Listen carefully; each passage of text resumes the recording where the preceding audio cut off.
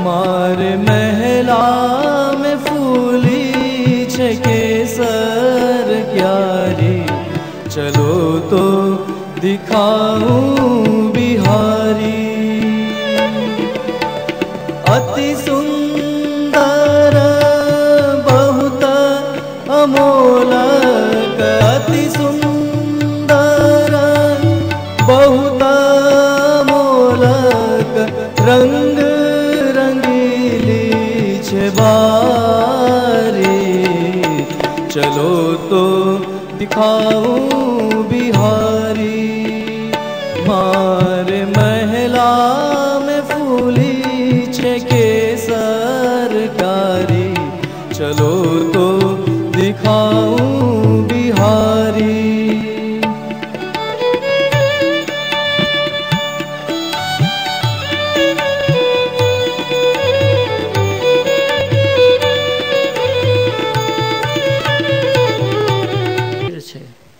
નરકગામી છે। આવા નરકગામી દિશામાં ફસાયેલાઓને પણ ભગવાન કેટલા દયાળુ છે કે ઉદ્ધાર કરી શકે છે, એ બતાવવાને માટે છઠ્ઠા સ્કંદમાં ભગવાનની અનુગ્રહ લીલાનું વર્ણન છે। અજામિલ જેવો પાપી કે જેણે કોઈ પણ પાપ કર્મ બાકી ન રાખ્યા હોય તેવો પણ ભગવાનનો દીકરાના બહાને નામ લેતા એ યમ યાતના મટી ગઈ અને એને એક જ જન્મમાં ફરી ભગવત ધામની પ્રાપ્તિ થઈ। એ રીતે ભગવાનની કૃપાલુતાનું દર્શન એ છઠ્ઠા સ્કંદમાં કરાવવામાં આવ્યું છે। અને આ બધું થવાનું કારણ કર્મની વાસનાઓ છે, એ વર્ણન સપ્તમ સ્કંદમાં આવે છે કે ખરાબ વાસનાનું પ્રતીક હિરણ્યકશિપુ છે અને સારી વાસનાનું પ્રતીક પ્રહલાદ છે। ઓછા વધતા પ્રમાણમાં જગતમાં આ બધી વાસનાઓનો પ્રવાહો ચાલ્યા કરે છે। જે જીવ ભગવત ભક્ત અને સદ્ધર્માચરણમાં ચાલે છે એ આવા દુર્ગતિથી બચી શકે છે, એમ બતાવવાને માટે અંતે બધાએ વર્ણ ધર્મ અને આશ્રમ ધર્મોનું વર્ણન 5 અધ્યાયથી કરવામાં આવ્યું છે। આજે આ બધાય ધર્મો આપણા ધાર્મિક જનતાનું વ્યક્તિગત કર્તવ્ય છે, એને ભૂલવું જોઈએ નહીં અને બીજાની દેખાદેખી એનો ત્યાગ ન થાય એ માટે શરૂઆતથી જ ધ્યાન રાખવું જોઈએ।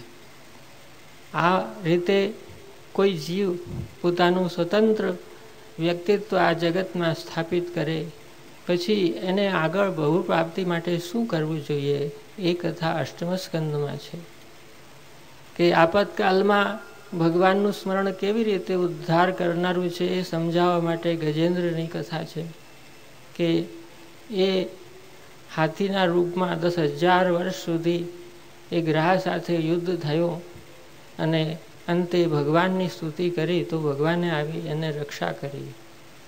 સમુદ્ર મંથનના પ્રસંગમાં પણ આ કથા તમે બધી સાંભળેલી જ હશે એટલે વિસ્તારથી ન કહેતા સંક્ષેપમાં કહું છું કે દેવતાઓ અને અસુરો બંને સાથે મળી અને સમુદ્રનું મથન કર્યું અને ભગવાનની સહાયતા અસુરોએ પણ જોઈ અને દેવતાઓએ પણ જોઈ, પણ અસુરો ભગવાનની શરણે ન ગયા, જ્યારે દેવતાઓ ભગવાનની શરણમાં રહ્યા। પરિણામ સ્વરૂપ એમને અમૃત પાન કરવાનું મળ્યું અને જે બધું એ સૌભાગ્ય અને સમૃદ્ધિ ચાલ્યા ગયા હતા એ બધા એમને પાછા મળ્યા। એ રીતે આજે પણ જગતમાં જે જીવ ભગવાનના આશ્રયમાં રહી અને પોતાના પુરુષાર્થો સિદ્ધ કરે છે એમને હંમેશાને માટે એ પુરુષાર્થો સિદ્ધ થાય છે અને ભગવાનનો ત્યાગ કરીને જે કોઈ પુરુષાર્થ ચલાવે છે એ અંતતો ગત્વા એ બધું નષ્ટ થાય છે, એવો ઉપદેશ આ બધા કથાઓમાં આપવામાં આવ્યો છે। અને વામન અવતારના ચરિત્રમાં પણ એ જ પ્રસંગને ફરીવાર સમજાવ્યો છે કે ભગવાન પોતાના ભક્તોના કષ્ટોને દૂર કરવા માટે કેટલો પરિશ્રમ વેઠે છે અને ભગવાનનું કરેલું કેટલું ચોખ્ખું હોય છે કે જેનો જેવો હક હોય છે એવી રીતે તોડી તોડીને ભગવાન બધાને આપે છે। અને એ રીતે દેવતાઓને સ્વર્ગ મળ્યું અને બલિરાજાના પુણ્યને અનુસાર આગલા મન્વંતરમાં ઇન્દ્ર પદવી એમને પ્રાપ્ત થઈ. આવી રીતે નવમા સ્કંદમાં પણ જ્યારે ભગવાનની શરણાગતિ આવી રીતે જીવોને ઉદ્ધાર કરનારી છે, તો ભગવાનની ભક્તિ તો એનાથી પણ વધારે આગળ છે. સૂર્યવંશ અને ચંદ્રવંશના રાજાઓ એ એટલા મહાન હતા કે એમની સહાયતા દેવતાઓ પણ માંગતા હતા. અને એ રીતે આટલી બધી મહત્તા ધરાવનારા હોવા છતાં પણ અંતે એ સમયના નિયમને અનુસાર એ રાજ્યનો ત્યાગ કરી અને વનગમન કરતા હતા અને ભગવત ધામને પ્રાપ્ત કરતા હતા. એ માટે જ આ બધા રાજવંશની કથા નવમા સ્કંદમાં કહેવામાં આવી છે કે ભગવાનની મહત્તા કેટલી બધી છે કે આટલા બધા સમૃદ્ધિશાળી અને સામર્થ્યવાન રાજવીઓ પણ ભગવત પ્રાપ્તિને માટે બધાનો ત્યાગ કરીને વનગમન કરતા. એ પ્રભુની મહત્તા કઈ રીતે કહી શકાય. એ જ રીતે એ ભગવાનની દયાલુતાનું વર્ણન કરતા નવમા સ્કંદના અંતમાં કહેવામાં આવ્યું છે કે કલુ જનિષ્ય માણાનામ દુઃખ શોક તમોનુદમ અનુગ્રહાય ભક્તા નામ સુપુણ્યમ વ્યતનોદયશ. ભગવાને વ્રજમાં અને દ્વારકામાં જે લીલાઓ કૃષ્ણાવતારની કરી છે એ આ બધા કલિયુગના જીવો ઉપર કૃપા કરીને એનો વિસ્તાર કર્યો છે કે જેનાથી કલિયુગમાં થનારા જીવો એનું શ્રવણ કરી અને પોતાના દુઃખ અને શોકને તાપને દૂર કરે, શીતળતા પ્રાપ્ત કરે અને એ વડે એમના જે કર્મના બધા બંધનો છે એ ધોવાઈ જાય અને ભગવત પ્રાપ્તિ થઈ શકે. આજે પણ એ બધા અનુભવ થતો જોવા મળે છે. અને એ જ કૃષ્ણાવતારના ચરિત્રનો બહુ જ સુંદર રીતે વિસ્તાર આપણા પુષ્ટિ માર્ગમાં થયેલો છે.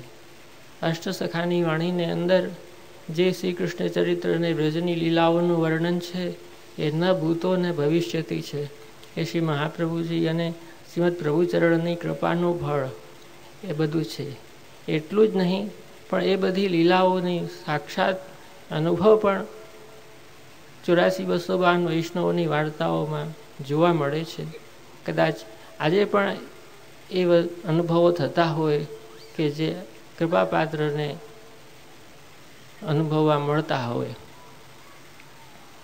એ રીતે આ બધું એ શ્રીમદ ભગવત ચરિત્ર અને 10મા સ્કંદ સુધીની લીલા થયા પછી એ જે ભક્તો ભગવાનમાં નિરુદ્ધ થાય એમને કઈ રીતે આ બધા જાગતિક પદાર્થોમાંથી વિરક્ત થઈ અને કેવલ ભગવત પ્રાપ્તિ માટે તત્પર થવાય એ માટે 11 સ્કંદનો મુક્તિ સ્કંદ છે. અને એમને જે ભગવત ધામની અને ભગવત સ્વરૂપની પ્રાપ્તિ થાય એ તો આ આખા ભાગવતમાં અનેક સ્થળે કહેવાયું જ છે. પણ 12 સ્કંદમાં સર્વસામાન્ય ભગવત પ્રાપ્તિના ઈચ્છુકોને કઈ રીતે ભગવત પ્રાપ્તિ થાય એનો પ્રકાર સમજાવવામાં આવ્યો છે. જે વિદ્વત ભોગ્ય હોવાથી બહુ વિસ્તારથી નથી કહેતો, પણ સંક્ષેપમાં 12 સ્કંદમાં 5 પ્રકરણો છે એ એક રીતે જોઈએ તો વિદ્યાના 5 પર્વ જેવા છે કે જેમાં વૈરાગ્ય, સાંખ્ય, યોગ, તપ અને ભક્તિ એ 5 પ્રકાર એ 5 પ્રકરણમાં જોવા મળે છે. જીવો પોતાની સામર્થ્યને અનુસાર આમાં ભક્તિના બળે ચાલે તો અવશ્ય એમને ભગવત પ્રાપ્તિ આ લોકમાં પણ થાય. અને આ 5 પર્વ છે એક સીડી જેવા છે કે જેમ કોઈ વ્યક્તિ ઉપર ચડે અને પાછો નીચે આવીને પણ પાછો ઉપર આવી શકે એ પ્રકારની વ્યવસ્થા આ વિદ્યાના પર્વોમાં રહેલી છે. કારણ કે ભગવાન અને આ સંસાર એ બીજા જુદી જુદી દિશાઓવાળા છે. એક ઉત્તર છે તો એક દક્ષિણ છે. અને એ બંનેને વચ્ચેમાં મનુષ્યને જીવને ચાલવાનું. જો ભગવત પ્રાપ્તિના માર્ગે જાય તો સંસારથી દૂર થવાય, સંસારમાં ચાલે તો ભગવાનથી દૂર થવાય. તો એનો મધ્યમ માર્ગ શું છે? તો આ વિદ્યાનો માર્ગ છે કે કે વૈરાગ્ય, સાંખ્ય, યોગ, તપ અને ભક્તિ એ પ્રકાર પાંચે વિદ્યાના પર્વોમાંથી એક પણ દ્રઢતાથી અપનાવી અને જો કોઈ ભગવત ભજન કરે તો આ લોકમાં પણ એની સ્થિતિ રહે અને ભગવત પ્રાપ્તિ પણ સરળતાથી થાય.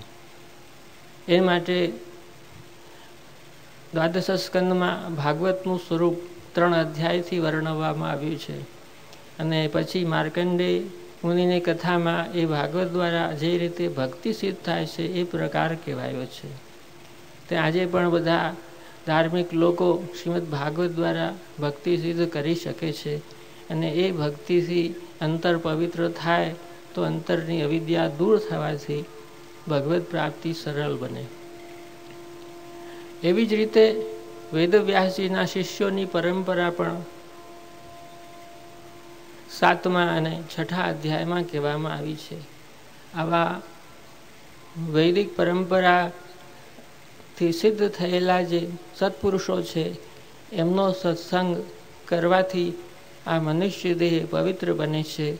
કારણ કે આજે જે સંસ્કારો બધા લોપ થયા છે એ 16 સંસ્કારોથી મનુષ્યનો દેહ સિદ્ધ થતો હતો અને એ વડે એમાં જ્ઞાનનો ઉદય થતો હતો. એ પ્રકાર એ વેદ વ્યાસજીની શિષ્ય પરંપરાઓમાં સાંકેતિક રૂપથી કહેવામાં આવ્યો છે. અને એ વડે જે જ્ઞાન થાય એ 4થા અને 5મા અધ્યાયમાં કહેવામાં આવ્યો છે. આત્યંતિક પ્રલયનું જે સ્વરૂપ છે એ પ્રકારથી કહેવામાં આવ્યું છે કે આત્મા એ સૂર્ય જેવો છે અને જેમ સૂર્યના તાપથી વાદળ ઉત્પન્ન થાય છે એમ આત્માને જ ઢાંકનારા અહંકાર ઉત્પન્ન થાય છે. અને જ્યારે એ વિવેક વડે એ અહંકાર દૂર થાય છે ત્યારે ફરી વાર એ સૂર્યનો પ્રકાશ દેખાવા માંડે છે. એમ આ અહંતા મમતા રૂપી સંસાર એ જ્ઞાન વડે સદાચારથી યુક્ત દેહમાં પ્રગટ થાય ત્યારે એની અહંતા મમતા દૂર થાય અને એ ભગવદ્ સ્વરૂપ જ્ઞાન એમાં પ્રગટ થાય. આખા એ જગતમાં એને ભગવાનના જ દર્શન થવા માંડે. અને આવી રીતે અંતઃકરણમાં જ્યારે જ્ઞાન અને ભક્તિ સિદ્ધ થાય ત્યારે એ ભગવત સાક્ષાત્કાર થવા માંડે તો એ ભક્ત કૃતાર્થ થઈ જાય. આનો ઉલ્લેખ જન્મ પ્રકરણની દેવકીજીની સ્તુતિના સુબોધનીજીમાં પણ સાંકેતિક રૂપથી મળે છે. તત્પ્રાદાબ્જમ પ્રાપ્ય યદિચ્છયાદ્ય શસ્તસ્યેતે મૃત્યુરસ્માદપૈતિ. એમાં આપના ચરણાર કમલને પ્રાપ્ત કરી અને આ મૃત્યુરૂપી સર્પથી બીધેલો જે જીવ છે એ સ્વસ્થતાથી સુખની નીંદે સૂવે છે એમ દેવકીજીએ પ્રાર્થનામાં કહેલું છે. એના સુબોધનીજીમાં શ્રીમદ આચાર્ય ચરણોએ આજ્ઞા કરી છે કે શ્રી ઠાકોરજીના ચરણના 3 સ્વરૂપો છે: આદિ ભૌતિક, આધ્યાત્મિક અને આદિદૈવિક. તે આદિ ભૌતિક ચરણ તો શ્રીમદ ભાગવત અને સત્સંગ છે. આધ્યાત્મિક ચરણ જ્ઞાન અને ભક્તિ છે જે જીવના અંતઃકરણને પવિત્ર બનાવે છે. અને છેવટે જ્યારે સાક્ષાત પ્રભુના દર્શન થાય અને જે ચરણ ઉપલબ્ધ થાય એ આદિદૈવિક ચરણ છે. આ રીતે આ બધાએ ત્રિવિધ ચરણનો પ્રકાર જ આ દ્વાદશ સ્કંદમાં કહેવામાં આવેલો છે. અને આ રીતે બધાએ જીવોને જે રીતે ભગવત પ્રાપ્તિ થાય એનું સુંદર રીતે આ શ્રીમદ ભાગવતમાં વર્ણન છે. અને એ રીતે એ આચાર્ય ચરણો એ શ્રીમદ ભાગવત અને એમના રચનાકારોના ચરણમાં પ્રણામ કરી આ પ્રવચન પૂર્ણ કરું છું.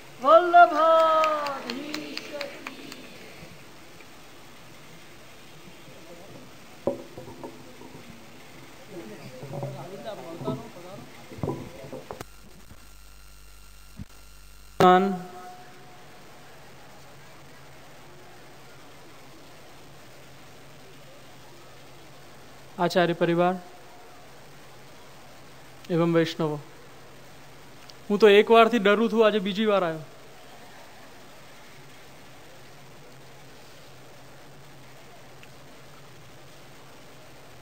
પૂજ્ય શ્રી ચિમનલાલજી મહારાજ શ્રી ગોકુલથી આપણા પર કૃપા કરવા પધાર્યા છે. સંસ્થા તરફથી આપનું સ્વાગત કરીએ છીએ.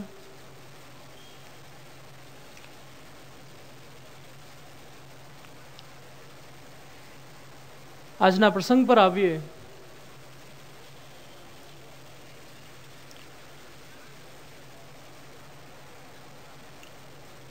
શ્રી ગોવર્ધન લીલા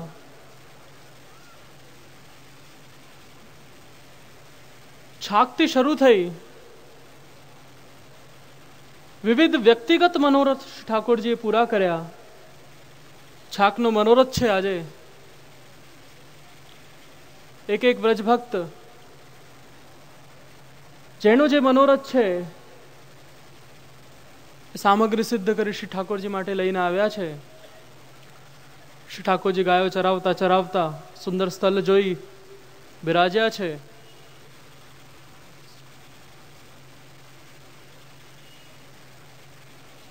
બધાએ પોતાની સામગ્રી સન્મુખ કરી છે. શ્રી ઠાકોરજી કૃપાનું દાન કરી રહ્યા છે. આ લીલાથી તો શ્રી બ્રહ્માજી પણ મોહિત થઈ ગયા જ્યારે શ્રી ઠાકોરજી સ્નેહવશ થઈ એઠી છાશ રોગી. મહાપ્રસાદનું શું મહાત્મ્ય કહીએ?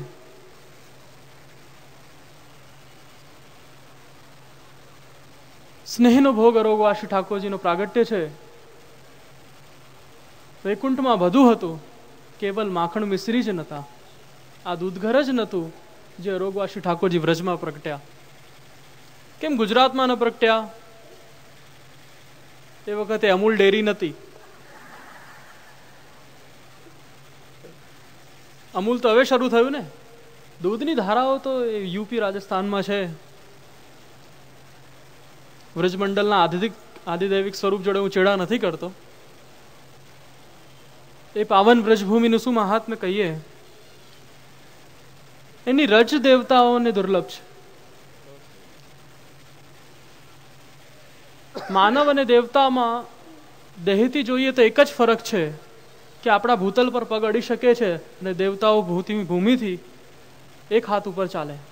એમના ભૂમિ પર પગ નથી પડી શકતા. વ્રજભૂમિ પર એમને આવવું છે પણ આવી નથી શકતા. આ મહાપ્રસાદનો આનંદ, જે કણિકાનો આનંદ, અરે આમ લેવામાં જ આનંદ છે. શું કહું હું તમને મહાપ્રસાદનું મહાત્મ્ય. દેવતાઓને દુર્લભ છે. આજે એક એક વૈષ્ણવ ઘરે શ્રી ઠાકોરજીને લાડ લડાવી એ મહાપ્રસાદનો આનંદ લઈ રહ્યો છે. અમારા તાજી આજ્ઞા કરતા કેવું પણ લોખંડ હોય, ફેક્ટરીમાં બનેલું નવું લોખંડ હોય, જૂનું લોખંડ હોય, કાટવાળું લોખંડ હોય, પણ પારસમણી અડે એટલે સોનું બની જાય.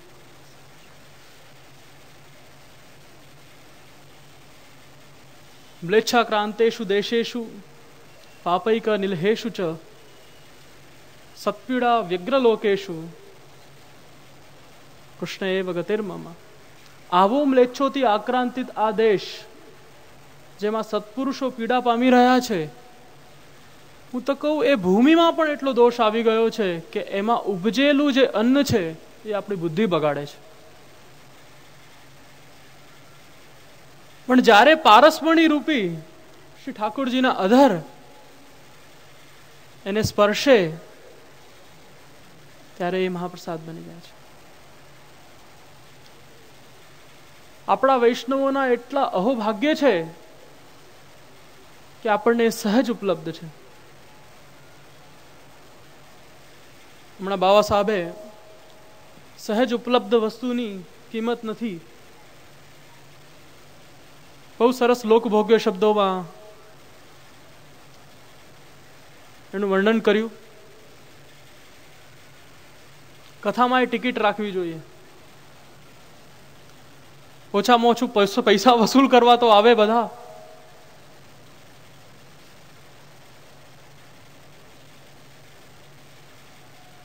એ મહાપ્રસાદનો આનંદ એક એક જે વ્યક્તિગત મનોરથ ઠાકોરજીએ પૂરા કર્યા છે આજે બધા જેવી રીતે વિવિધ લીલાઓમાં ગોપીજનોના વિવિધ વ્યક્તિગત મનોરથ પૂરા થયા પછી લઘુરાસ અને લઘુરાસ પછી મહારાસનો આનંદ છે, એવી રીતે છાકથી શરૂઆત થઈ, માખણ ચોરીથી શરૂઆત થઈ, વિવિધ ભોગ વ્યક્તિગત મનોરથ પૂરા કરતા કરતા કરતા આજે આ મહારાસ રૂપી મહામનોરથ અન્નકૂટનો અવસર આવ્યો. એ પેલા મહાપ્રસાદનું થોડુંક મહાત્મ્ય ઓર કહીશ તમને. એ જ્યારે છાકનો મનોરથ ચાલી રહ્યો હતો, બધા ગ્વાલ બાલો આનંદ લઈ રહ્યા હતા, વાંદરાઓ પશુ પક્ષીઓ આનંદ લઈ રહ્યા હતા અધરામર્તનો. બધા દેવતાઓને બહુ થાય કે અરે રે કૃપાનો પાર નથી આ લોકોને ઉપર, કંઈક કરો. કાલે પણ મેં કીધું તું શ્રી યમુનાજી બહુ કૃપાળુ, કૃપાનો પાર નથી. એવા શ્રી યમુનાજીની શરણે ગયા બધા દેવી દેવતાઓ કે ભાઈ ઠાકોરજી તો માને એવા છે નહીં, આપ કૃપા કરો, આપનામાં અમને સ્થાન આપો. અધરામૃતના ઈચ્છુક છીએ અમે, સામે ચાલીને તો પ્રભુ આપવાના નથી. અરે હાથ ધોવા પધારશે તો જે પણ કંઈક આપનામાં આવશે શ્રી યમુનાજીમાં, કણિકા કણિકા અમે લઈ લઈશું, પણ આપનામાં અમને સ્થાન આપો. ખૂબ ભક્તિ કરી, ખૂબ સ્તુતિ કરી. શ્રી યમુનાજી માન્યા, શરણ આયે સોહી તારે. દેવતાઓને પણ તાર્યા છે, આજે પોતાનામાં સ્થાન આપ્યું છે, પણ એક શરત રાખી કે ભાઈ એક જ વાર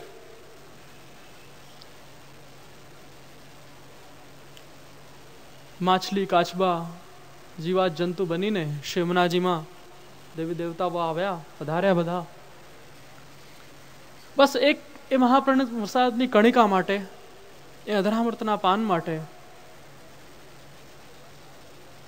છાક અરોગી રહ્યા છે. શ્રી ઠાકોરજી અંતર્યામી છે, જાણી ગયા કે આજે શ્રી યમુનાજીએ કૃપા કરી છે, ને પટરાણી કૃપા કરે ને એટલે કઈ બોલાય નહીં, એમાં ખાલી યુક્તિ જ કઢાય. યમુનાજીના કિનારા સુધી ચલો ચલો ચલો ચલો કરીને આવ્યા. જેવો બધા હાથ ધોવા ગયા, ગોલ બાળ્યો ઠાકોરજી, અરે ભૈયા આજ હાથ નહીં, ચલો બહુ દેર હો ગઈ હે. બધા ઉપરનાથી જ હાથ લૂછીને ત્યાંથી પાછા વળી ગયા. એ દેવી દેવતાઓ યમુનાજીની અંદર એ તરસ્યા જ રહી ગયા, એ મહાપ્રસાદની કણિકા એમને પ્રાપ્ત થઈ નથી. આ પુષ્ટિ સંપ્રદાયનો મહાપ્રસાદ દેવતાઓને દુર્લભ છે. દરેકના વ્યક્તિગત મનોરથ શ્રી ઠાકોરજી પૂરા કર્યા છે. એવા પુષ્ટિ પુરુષોત્તમ આપણા માથે બિરાજી રહ્યા છે. 1 2 3 4 કરીને આજે વ્રજભક્તોના સામગ્રીનો મહારાસ છે. અન્નકૂટનો મનોરથ, યજ્ઞ ભોગતા યજ્ઞ કરતા બંને પોતે શ્રી કૃષ્ણ. બ્રજમાં તો બધા ગયા હશે. આપણે નથી કહેતા શ્રી ગિરિરાજજી રસઘન સ્વરૂપ છે. આ કથા વાર્તાથી, ગોવર્ધન લીલાથી રસઘન સ્વરૂપનું પણ પરિચય થાય છે. ગિરિરાજજીની વિવિધ અલગ અલગ શિલાઓ છે, આખો એક પર્વત નથી.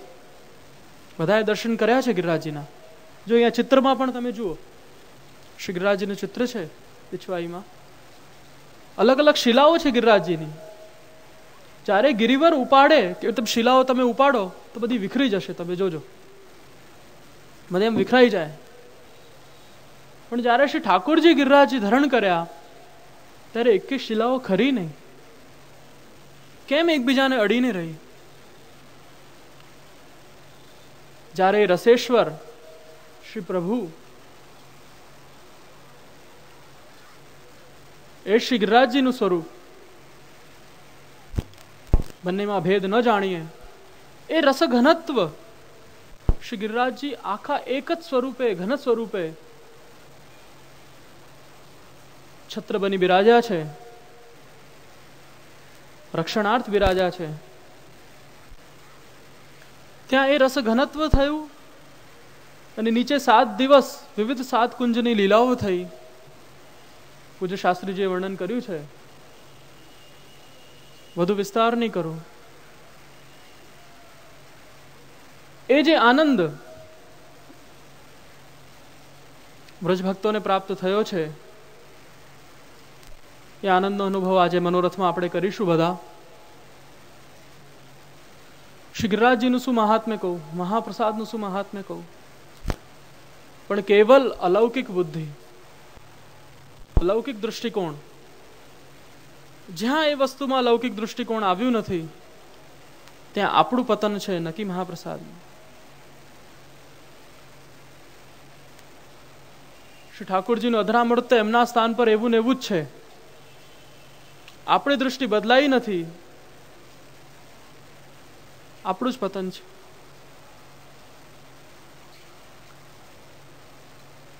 આજે કણિકાની વાંચના કરીશું આપણે,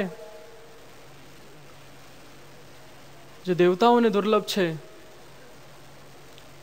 પુષ્ટિ માર્ગીય વૈષ્ણવોને સુલભ છે, કારણ કે એ શ્રી વલ્લભના શરણે છે.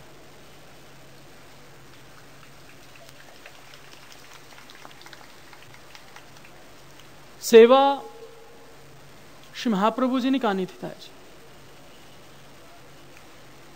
શ્રી ઠાકોરજી એવી કોઈ ભાંયધરી નથી આપી કે આપણે ધરીશું એ અરોગશે જ. એવી ભાંયધરી આપી છે કે આપના સેવક જે ધરશે એ હું જરૂર અરોગીશ. આપણે શ્રી ઠાકોરજીને ધરીએ છીએ, ગુરુદેવની કાનીથી, શ્રી વલ્લભની કાનીથી શ્રી ઠાકોરજીને ધરીએ છીએ, ત્યારે એ પુષ્ટિ માર્ગી સ્વરૂપ એમાં આવે છે. અને એ પુષ્ટિ પુરુષોત્તમનું અધરામૃત એ દેવતાઓને દુર્લભ છે. આપણને તો બધું ભાવે છે, કેવલ સેવા જ નથી ભાવતી. અસમર્પિતના ત્યાગવાળા કેટલા? આંખ બંધ રાખું છું.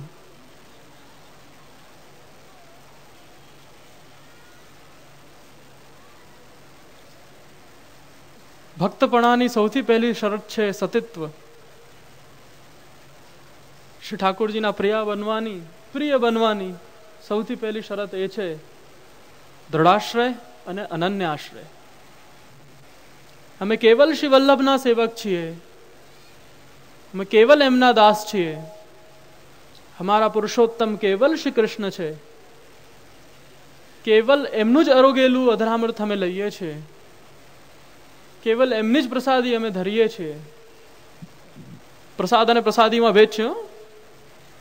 પ્રસાદ ખાલી ટીકાવવાની જ વસ્તુ હોય. પ્રસાદ લેવાય. પ્રસાદી તો વસ્ત્ર પણ હોઈ શકે, પ્રસાદી ઘર પણ હોઈ શકે, પ્રસાદી બંગલો હોઈ શકે. શ્રી ઠાકોરજી પ્રસાદી જ ઉપભોગ કરવો,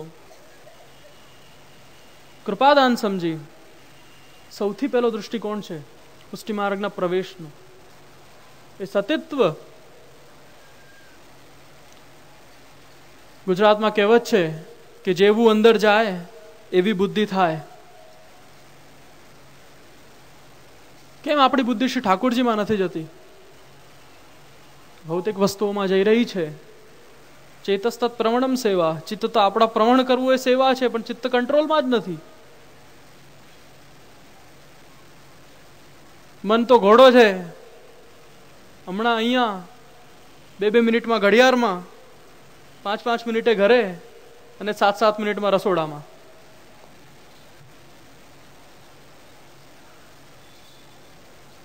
કેમ પૂરવાતું નથી?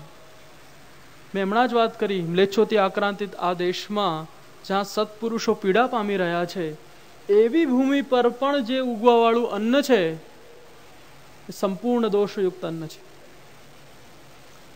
કેવલ પ્રભુનું અધરામૃત, પ્રભુના અધર એ પારસ મણી અડીને જ એ શુદ્ધ થઈ શકે.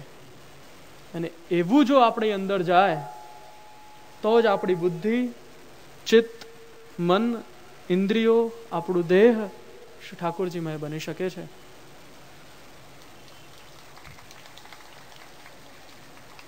આજે આ મહાયજ્ઞના પ્રસંગે, ગોવર્ધન લીલાના પ્રસંગે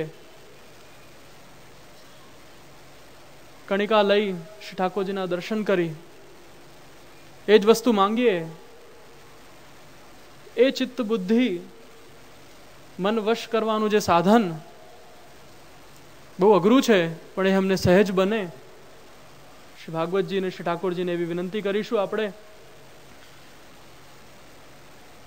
એ ગોવર્ધન લીલા આપણા મનમાં સ્ફુરે. વિવિધ સ્વામીઓ, વિવિધ ગોપીજનો, વ્રજ ભક્તોએ જે મનોરથ પૂરા કર્યા છે,